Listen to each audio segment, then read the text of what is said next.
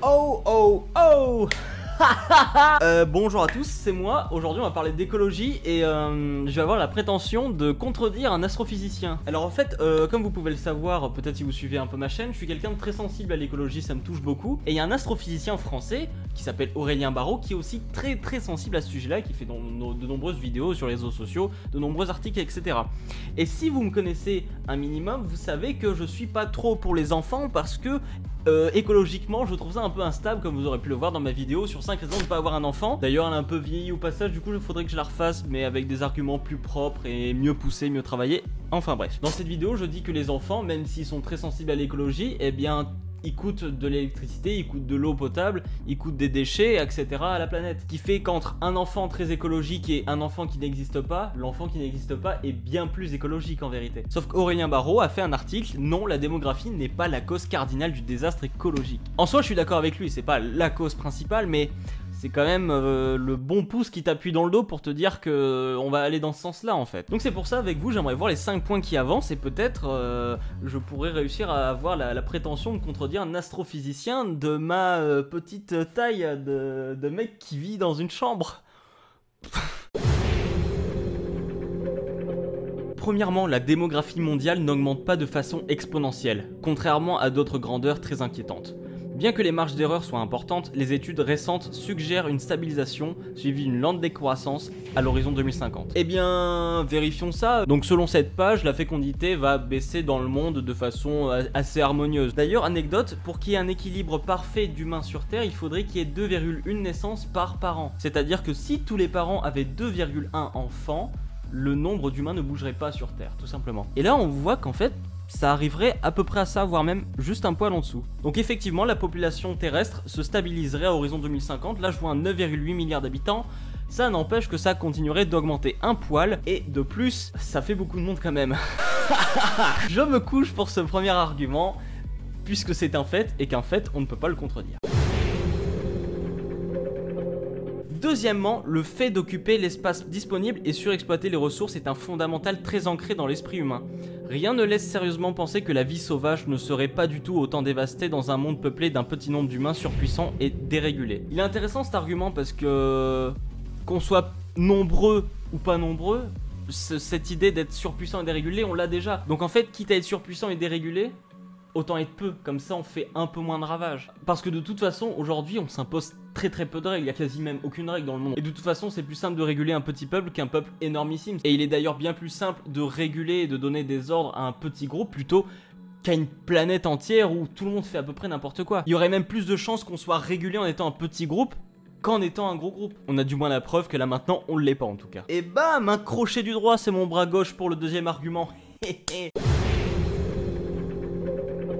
Troisièmement, l'idée qu'en étant moins nombreux, nous pourrions inconséquemment nous conduire de façon parfaitement insoucieuse. Continuer à nous vautrer dans une hubris débridée de réification des autres vivants et de pollution joyeuse est une erreur axiologique. C'est considérer la nature comme une ressource et non pas comme un étang qui vaut en lui-même. C'est supposer que tant que le système est stable, aucun mal n'est commis. Ce qui est littéralement faux. Les pires horreurs peuvent perdurer bien longtemps et la pérennité est tout sauf un critère de légitimité. Alors là c'est compliqué parce que, oui, le fait d'être moins, on polluera moins, mais on polluera quand même, on détruira des environnements, on tuera des animaux pour les bouffer, comme il le dit, parce qu'il est très engagé aussi sur l'idée végétarien, donc quoi qu'il arrive, en fait, qu'on soit nombreux ou peu nombreux, on retire des vies qui ne le méritent pas en soi. Et que du coup, être moins pour polluer moins, mais polluer quand même, ça n'a rien de légitime. Je l'accepte, mais là je crois que ça va partir dans une idée de point de vue. Moi j'ai juste en tête cette notion d'équilibre. Si on peut polluer en continuant à faire prospérer la Terre, est-ce que c'est un vrai problème de polluer ou pas? Parce que aussi partir sur ce raisonnement-là, c'est aussi chercher la zéro pollution, ce qui est totalement impossible parce que même les vaches, elles lâchent du métal, c'est des gaz à effet de serre, on peut rien y faire à ce niveau-là. Donc en soi, déjà être moins, ça ferait polluer moins, du coup donner plus de marge à la Terre avant sa propre extinction, et du coup peut-être avoir plus de temps pour mettre en œuvre des choses qui pourraient la faire durer encore plus longtemps. Alors oui, c'est pas très éthique pour l'environnement et les animaux, ce que je suis en train de dire, mais comme on peut pas changer du tout au tout et qu'il faut faire une évolution, et bien passer de pollution à zéro pollution, c'est bien moins possible que de réduire la population planétaire et ensuite réduire la pollution qu'on émet de nous-mêmes. Ça, c'est vraiment une question de débat et je vous laisse déterminer votre propre réponse. Quatrièmement, un plus grand nombre d'humains se comportant de manière moins délirante et plus respectueuse des autres et de la nature dont nous ne sommes finalement qu'une partie, conduirait évidemment à un impact fortement diminué. Les marges de progression sont tellement immenses qu'il serait aisé de faire baisser la pollution, le réchauffement climatique, l'hécatombe des populations animales et les violences intra-humaines en étant 30% plus nombreux qu'aujourd'hui. La révolution à opérer concerne une remise en cause profonde de notre manière d'habiter l'espace, pas à nous assurer que nous soyons suffisamment peu nombreux pour pouvoir le saccager encore quelques années de plus. Oui, mais c'est pareil, qu'on soit nombreux ou pas nombreux, cette remise en question, on peut la faire. Là, en fait, c'est qu'on est tellement nombreux et qu'on a le flingue sur la tempe pour se remettre en question, sinon on est mort. Et que même avec ça, il y a des gens qui se remettent pas en question. Il faudrait que 100% de la population mondiale se remette en question pour baisser de 30% la pollution, par exemple. Si la population mondiale se divisait par deux, on tomberait à 50% sans avoir à changer notre mode de vie. En quoi que ce soit. Et en plus, si on est 2 fois moins et qu'on se remet en question, on baissera de 50%, plus de 30%, ça serait énorme en fait. En étant moins nombreux, les humains seraient plus soudés, on aurait une meilleure considération des autres. En ayant une meilleure considération des autres, on aurait une meilleure éducation. Et en ayant une meilleure éducation, on arrêterait d'être des singes qui font n'importe quoi. Rien que le fait d'avoir subi la baisse de population mondiale, ce serait pas juste pour le fun ou pour mieux dominer la population ou quoi que ce soit.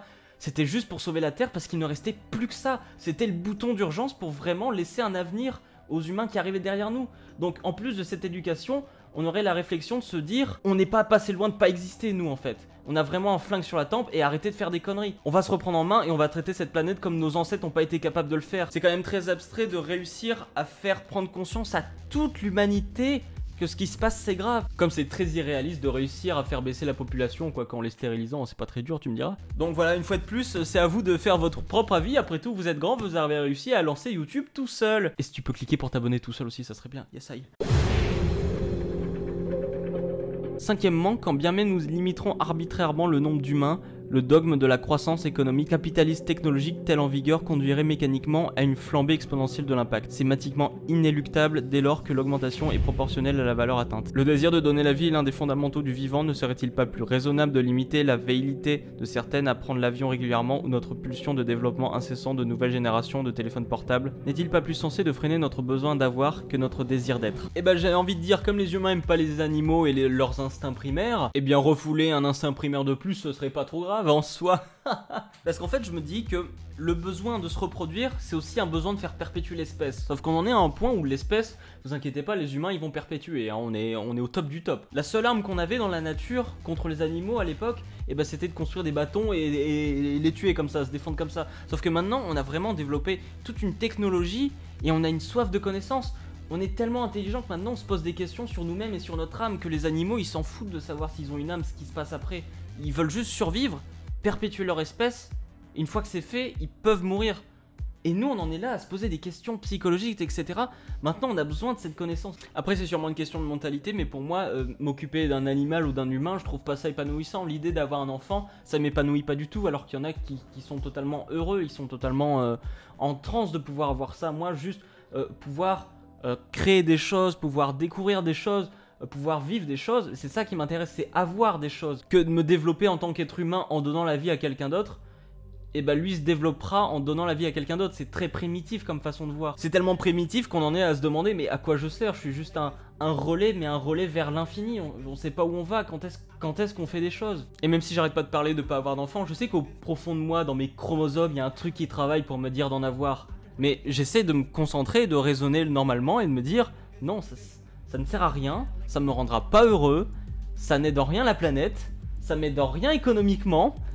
Y a rien à avoir objectivement d'avoir ça. Le seul argument qu'on m'a donné, c'était pour la retraite. Mais c'est se servir de ses gosses pour sa retraite, c'est de l'exploitation en fait. Et en plus maintenant c'est trop tard, on a tellement eu technologiquement, on a tous tout eu, que en fait devoir arriver à une situation où on doit se priver parce que le voisin prend trop de place, mais c'est étouffant. Je peux pas voyager, prendre l'avion parce que mon voisin il prend trop de place avec ses conneries lui aussi. On cherche tellement à s'épanouir et se développer que maintenant on va devoir s'enfermer pour pouvoir survivre, pour pouvoir perpétuer l'espèce. Et restreindre notre désir d'avoir, c'est restreindre les gens qui vont travailler sur les technologies et c'est restreindre le rendement par exemple d'une éolienne, c'est restreindre l'efficacité des moteurs. Donc ce qui fait qu'on aurait peu de technologie mais qui serait très polluante aussi. C'est parce qu'on est attiré vers le désir d'avoir qu'on cherche des technologies efficaces et rentables. Parce qu'avoir des gosses pour avoir des gosses, bah je sais pas, autant vivre en autonomie dans une ferme, il y a plein de gens qui seraient heureux d'avoir ça. Moi ce qui m'épate c'est de me rendre compte que l'univers est vaste, infiniment grand, Et que en soi, il y a des choses, de la mécanique quantique, des trucs si petits qu'on ne peut même pas les imaginer. Qu'à l'ordinateur là que j'ai là, qu'on regarde ça, on se dise mais c'est de la sorcellerie. Comment quelque chose comme ça peut marcher quand tu vois les arbres, quand tu vois les rivières, quand tu vois les animaux. Qu'est-ce que ce truc métallique, il sonne creux? Comment ça se fait que ça peut donner une image? Comment ça se fait que ça peut avoir une interaction avec moi? Il n'y a rien de magique, il n'y a rien en rapport avec Dieu. Il suffit juste de le comprendre. Et moi je trouve ça merveilleux, je trouve ça plus merveilleux, la technologie, que de faire un gosse, lui payer un vélo et de le voir faire du vélo. Septièmement, si le désir d'endiguer la croissance démographique nous gagnait réellement et sincèrement, je suis personnellement favorable à la sortie des politiques natalistes. N'oublions pas que les solutions sont bien connues. Éducation, assurance maladie et mise en place d'un système de retraite efficace, afin que les enfants ne soient plus la seule garantie en cas de coup dur pour les vieux jours. Autrement dit, là aussi, le combat écologique est cousin de la lutte sociale. Et ben là, je suis totalement d'accord avec lui, parce qu'il est d'accord avec moi. Non mais il faut se rendre compte que les politiques natalistes où t'as plus d'aide quand t'as plus d'enfants, c'est complètement absurde. Enfin, surtout pour mon point de vue, enfin vous vous en rendrez compte, j'ai pas besoin de l'expliquer. Mais c'est pareil, c'est toujours la même chose, c'est cette notion d'éducation. Une éducation qui est complètement mise à la trappe, on sait pas pourquoi. On est juste dans l'idiocratie, où être intelligent, c'est juste prendre le risque de recevoir des moqueries. Je m'en sors très bien, je m'y attendais, mais bon, 20, c'est vraiment exceptionnel. Déjà, pour fêter ça, ce sera un bon livre. Je suis pas trop grande fête, tout ça, c'est pas... Et voilà, pareil, l'argument des retraites que j'ai notamment eu aussi sous ma vidéo de 5 raisons d'avoir un enfant, et ben il l'a mis là, parce que c'est la seule chose pour laquelle un enfant est intéressant pour un humain. La seule raison pour laquelle c'est intéressant objectivement d'avoir un enfant, c'est pour la retraite. Et on vient me traiter moi d'égoïste parce que je veux vivre pour moi et pas pour mon enfant. Alors que la seule raison objective, c'est la retraite. C'est égoïste, c'est autant égoïste que de ne pas avoir d'enfant juste parce qu'on veut profiter de sa vie.